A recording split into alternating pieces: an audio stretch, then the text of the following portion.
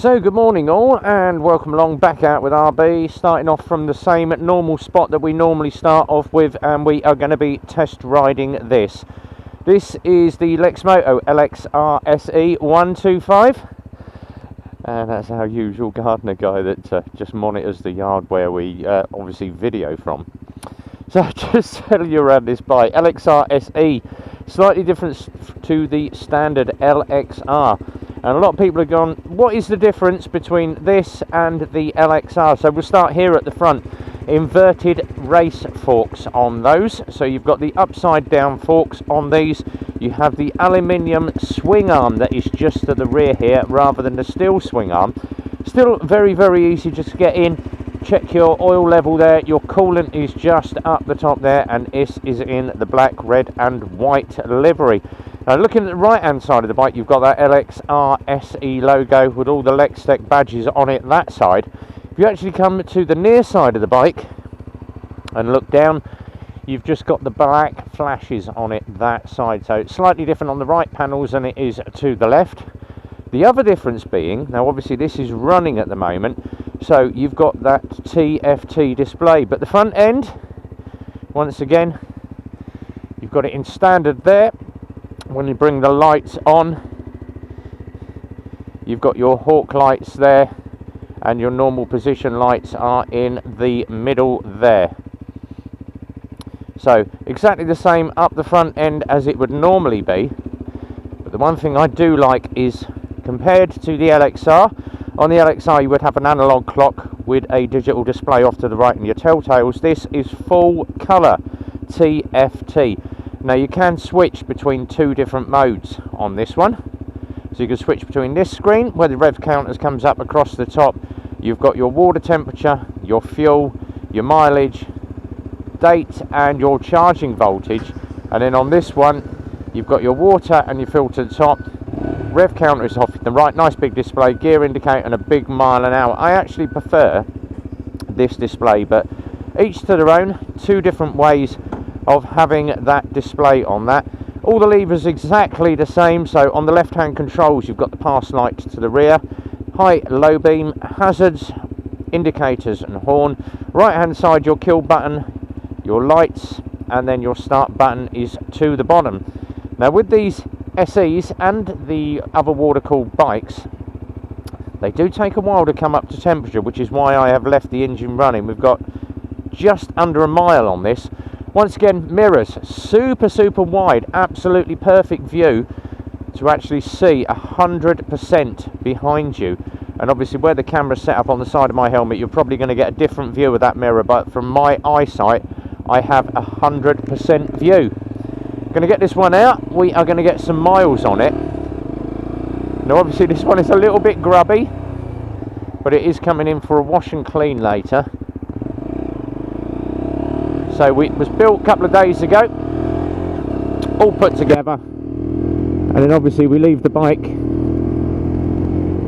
out on the yard, bring the bikes out every day, and obviously the yard got a little bit dusty yesterday with all the wind, so she did get a little bit dusty, but she's in for a clean later. Every ride, as soon as we've done a ride, we will clean it and ACF it. So normally by the time a customer gets the bike, it's had about 3 coats of ACF 50 on it, not just the once over, but I tend to give it a final coat just before the customer comes to pick up. And I know I bang on about it in most of my videos that I do, saying get some ACF 50 on your bike. Very good rust preventer, corrosion preventer, and it does do the job. So if you have got rust spots on your bike, it can be avoided with ACF 50. In on the brakes, stops absolutely perfectly. Now I'm in 5th gear there, and just how easy is it to click back down through the gearbox with your foot? Just look how easy it is for me just to click down with the clutch in. So the gearbox on this is lovely and smooth, as I would expect it to be on an LXR. And a lot of people have said, is it worth the extra money compared to the standard LXR? Now we are selling LXRs and LXSs at 2,990. This one is just another £300 more, 3,290. So for the extra little bit of money, the the extra 300 quid. Yes, it is worth every penny just to have that TFT display, to have that inverted race forks on it. And I know I say race forks, inverted suspension on the front, because that is what you will find on most of the big bikes. A lot of the big bikes do have those inverted forks. Why? A little bit of better suspension on the front, a little bit extra. And you may notice today they have resurfaced the road. I am so happy. Council in Milton Keynes, if you've seen my last video where I'm going on about potholes, the council have actually got out in the last week and they shut this off from 8 o'clock till 6 o'clock every morning. They're still ongoing at the moment, but they've resurfaced the entire dual carriageway with fresh tarmac. No more potholes. Absolutely lovely. Thank you, Milton Keynes Council, you finally pulled your finger out. Apart from that bit there where it goes back into normal road, but obviously they're working their way along, so they've done the first bit. This road is due to be shut every night from 8 till 6 for about the next 5 weeks while they resurface the entire dual carriageway. So we shall find out by the time I do my run Sunday how much of the dual carriageway they have managed to resurface. So obviously we're sitting at a nice steady 40 mile an hour. Don't want to be going any faster at the moment. It is a 125. Little burst of 45 and then bring her back down again. Now obviously that LXR 380 went yesterday, and hopefully the customer is very, very happy. Should have it delivered. Normally it's, with our delivery drive, it's normally a couple of days, so he should receive that shortly, but very, very happy. We WhatsApped him a load of videos over, and obviously he's seen the ride tests as well. The final ride test of that has gone up. But we are knocking out a lot of bikes at the moment. We've got 4 Michigans on the way out, 2 LXSs, 2 LXRs are in prep, and happy days, I sold the Lonsin Vogue 500DS yesterday, so that is going to be an oncoming video. Out ride testing the Lonsin, taking it down a few of the country lanes, trying it out, what's it like on sort of semi-urban routes or the country back roads, because that is what it is designed for. So we're going to be trying that out just to see what it will do. And obviously we had a customer in very, very late last night looking at one of the electrics. They came in looking at the Elex, so happy days. Lots of bikes going out, and obviously stock is now coming in for Lexmoto.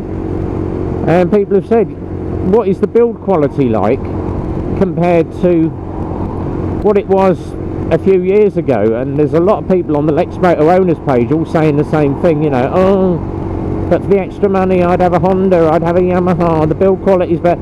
They're all the same, guys, absolutely all the same. No bike is going to last a lifetime if you don't maintain it, look after it, do your chain tension, tyre pressures, oil, put some decent fuel in it, and keep the bike clean and ACF'd.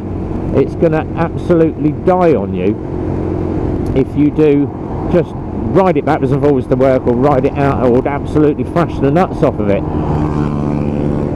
Hello, buddy. Hammering along on his little 125 there. So it's like anything, you get what you pay for, but if you can only afford a couple of grand, yes, a Lexmoto is a good bike, but it's down to you to maintain it. 90% of the problems that you get on any motorcycle is just bad preventative maintenance. People just, oh, I'm just going to rag it around town, I'm young, I'm going to show off to my mates, look, my bike can do this, my bike can do that. Or you're not going to do your services on time, you're not going to where are we going, people? Come on, we've got a green light.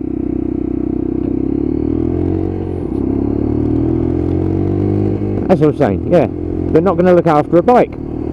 So it's just down to you to make sure that you keep it in the condition that it should be kept in. So yes, Lexmotos are good. Sometimes we do get issues with build quality, as you would with any new bike that is coming out. You know, first time bike coming out, they're going to only sort of get a couple of bikes out and absolutely test ride them to the hilt and go, yes, this needs changing, that needs changing. But that is what factory recalls are for. And obviously, if you happen to own one of the previous Euro 4 LXRs, And I'm not obviously going to say, oh, the LXRs, the original LXR Euro 5s were great bikes. They were great bikes, but they had quite a few issues. And obviously one being that ignition barrel, getting water ingress into the ignition barrel. But it was resolved with a recall on the lock system. And they obviously went to a Generation 2 lock. Issue resolved. A couple of people had problems with the electrics, once again, just water ingress. And that was all resolved as well. That was the only issues that we ever found. It was normally the ignition barrels on them that were just causing chaos for everybody. But obviously Generation 2 lock, problem solved, and the items were all resolved under warranty, which is what your warranty is there for. And obviously with the Titans, and everybody knows the issue with the Titans, it was the lambda sensors. Loads of people, my lambda sensor's gone, I've got an engine light on, I've got a lambda sensor gone. Once again, get a recall, get a warranty part, job done. Obviously we've got a customer that absolutely rags his bike around. He comes in for servicing all the time, but he does a lot of mileage, and he normally sits around about 55-60 for about 30 miles. Gets his engine very, very hot, and he's obviously, oh, I think I got my bike a bit hot because it cut out on me this morning at traffic light. If you're riding a bike to the absolute maximum, it's an air-cooled engine, it is going to get hot, and air-cooled engines, when they get hot, do not like it. And it's a simple fact, slow it down. If you're doing a long run, bring it down to 50. You don't have to be ragging full throttle for 20 minutes. Slow it down, take your time like I'm doing.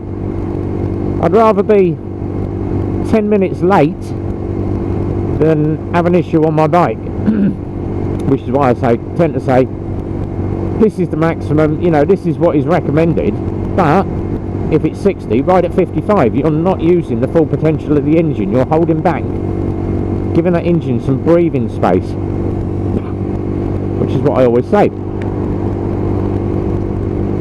But any bike, if it is ragged, it's not going to last you. And just to obviously quote one of our other customers that has a YBR 125. Now he bought that on a 16 plate, and it had done, I think, 18,000 miles. He bought it second hand. Now he paid about £400 less than what you would pay for a new LXR. Simple reason is it had a little bit more horsepower, and he's like, yeah, but it's Yamaha, it's the bee's knees. That bike has been in and out to us numerous times, numerous amounts of chains. Last time he was in, he had a sprocket and chain, a sprocket kit and chain, and he services it about once every couple of months because he's just hammering the miles on.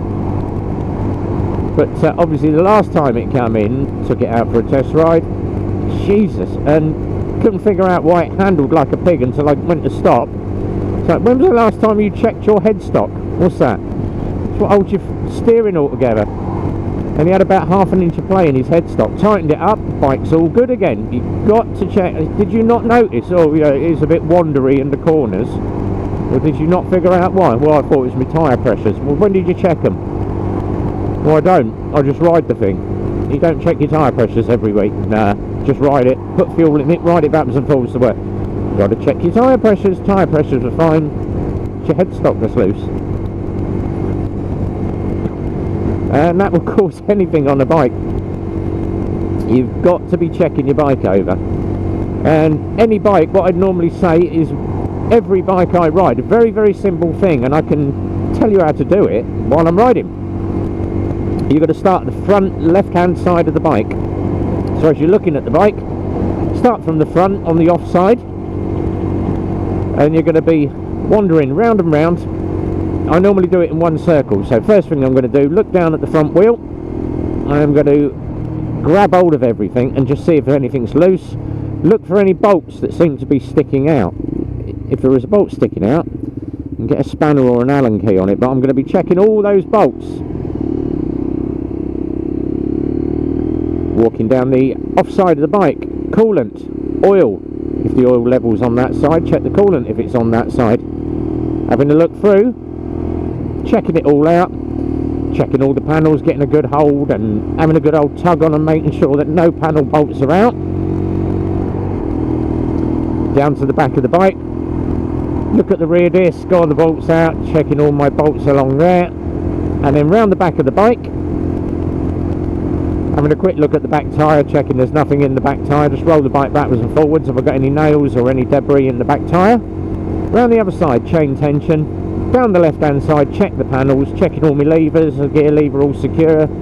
Obviously on the off side, check my brake pedal. Around the front of the bike and checking everything on the front. Sit on the bike and then I'd do left hand indicator, right hand indicator, horn, high beam, low beam. Have a good feel of the controls. Is the clutch okay? Is the front brakes got enough bite? It's not coming all the way at the bar. And obviously once I'm sat on the bike, check the brake pedal. Have I got minimal travel on that before the brakes engage, or am I having to go sort of 2 or 3 inches before I've got a back brake? Does it need adjusting? Grab hold of the front brake with my left hand, reach over the back, put my hand over the rear light. Have I got a rear brake light? And then once again, same with the foot brake. Start the bike up, job done. That is literally going to take you 60 seconds to do that. Once you've got it down to a fine art, I can do a walk round in 60 seconds. That 60 seconds could save your life. Especially if you've got a brake light out, or your chain's too loose, or you notice something in your back tyre. So walk round on a bike is an essential thing to do every time you ride, and I do that on every bike I take out, just so that I know it's absolutely perfect. Now we've got 7.8 miles on.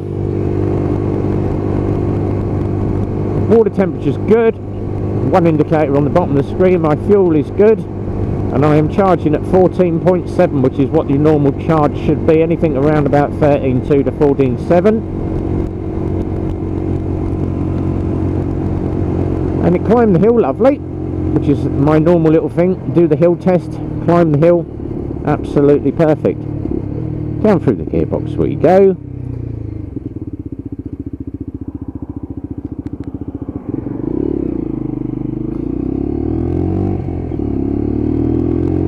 And then back down the other side of the dual carriageway. Hello, RB's hometown.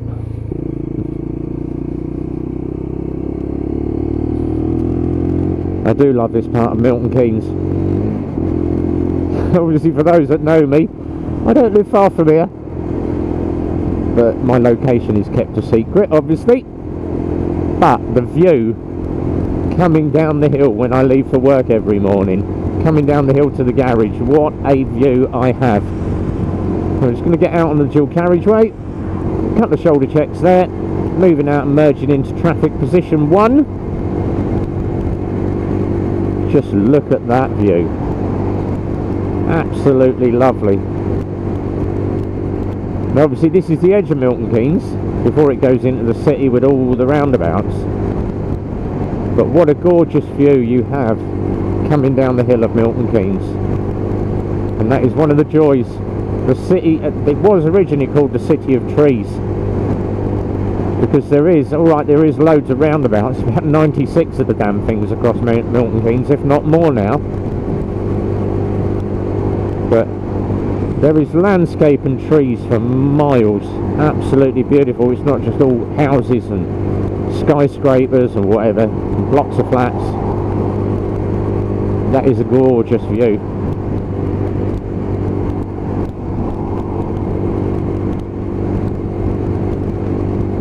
So we're going to head back to the garage. First part of the ride test done. 9.1 miles on the bike, and that is great for my ride test. I normally put 10 on the first ride, 10 on the second, or somewhere around there. Depends obviously on my ride circuits. But we are going to head back for that obligatory cup of coffee and a cigarette.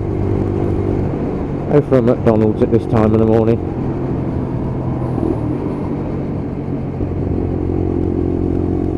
But this little LXR SE, absolutely perfect, responding as it should.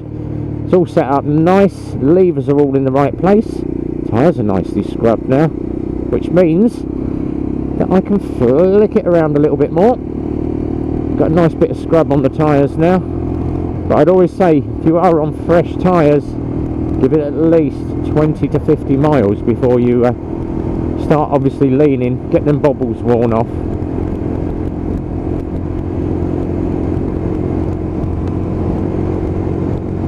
So, on the comments below, let me know what you think compared the SE to the standard LXR. Do you think it's worth that extra little bit of money? I think it is.